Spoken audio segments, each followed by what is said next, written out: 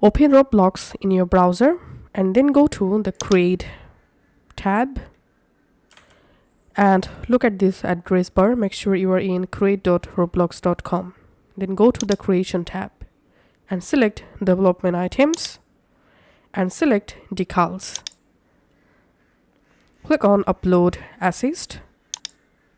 Click on Upload and make sure your decals file format is JPG, PNG, TGA or BMP. So click on Upload and upload your decals.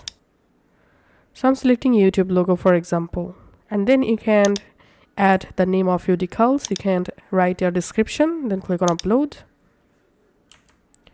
Once the decal successfully uploaded, click on your decals and here scroll down.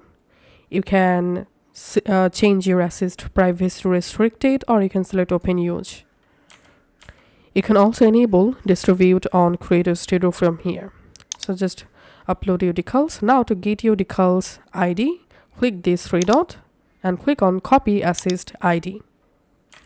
And now you can go ahead and easily use the decals from your Roblox Studio.